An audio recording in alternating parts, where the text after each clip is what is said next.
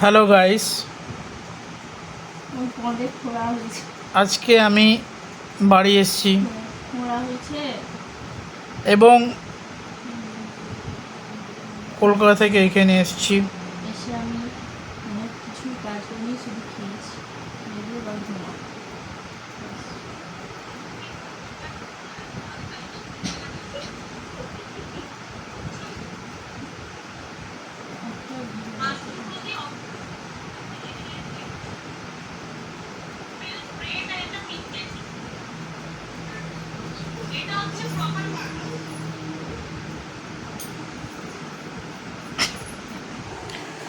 এখন আমার খুব বাবার কথা মনে পড়ছে যে এই মনে হয় আমাদের ঘরে এসে টিভি দেখতো, আকাশ বার্তা এসব দেখতো।